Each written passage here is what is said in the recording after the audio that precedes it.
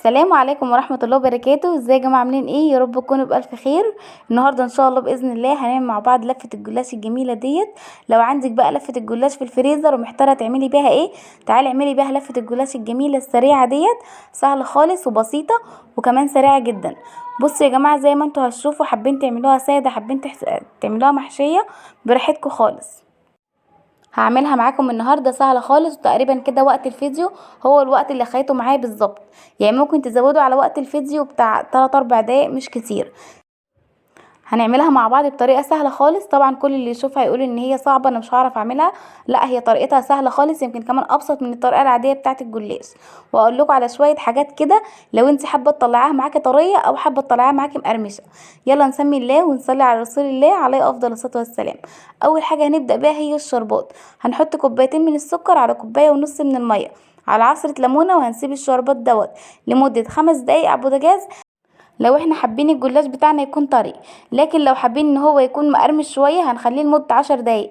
ليه؟ لو هو طري يبقى نخلي الشربات خفيف، لكن لو هو عايزينه مقرمش يبقى هنخلي الشربات يكون قوامه تقيل شويه.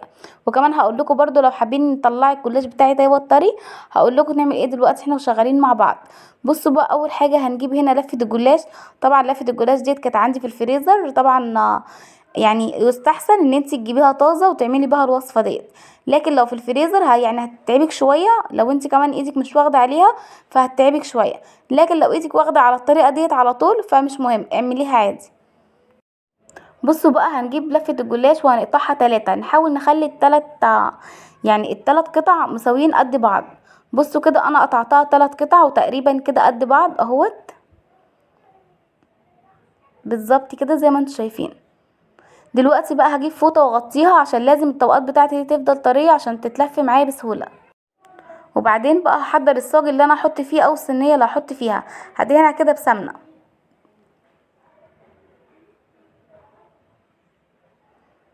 بعد ما دهنت الصينيه بتاعتي هجيب بقى ورقه الجلاش، همسك كده ورقه ورقه.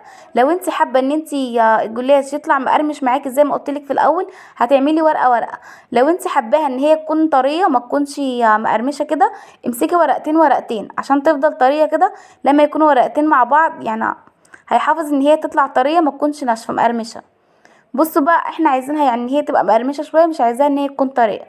فعشان كده انا عملت ورقه ورقه. وهتجيبي بقى اي مكسرات عندك وهنحشيها بيها بالشكل دوت. مش حابه مكسرات وحباها ساده براحتك خالص، انا عملت بمكسرات في الاول وبعد كده كملت بقيه الصينيه ساده. هنمسك بقى الورقه بعد ما حطينا مكسرات بالشكل دوت، ونبدا ان احنا نكشكش فيها بنفس الشكل اللي انتوا شفتوه دوت.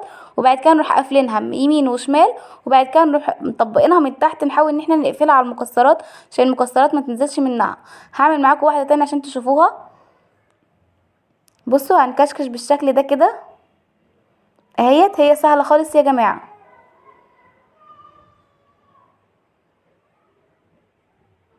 وبعدين هنقفل الجناب بالشكل دوت كده، وبعد كده نروح جايبينها من تحت يمين وشمال بالشكل ده. هنرصها بقى كلها كده جنب بعض وبعد كده هوريها لكم. بصوا، انا خلصت الكميه بتاعتي ديت، طبعا ما خدتش معايا وقت خالص. ودلوقتي بقى هجيب عندي سمنه هنا مسيحاها. بصوا بقى، هنغطي ورقات الجلاش دي كلها كده بالسمنه زي ما انتوا شايفين. اللي انا عملته بالمكسرات غامق شويه، واللي عاملاه ساده فاتح شويه.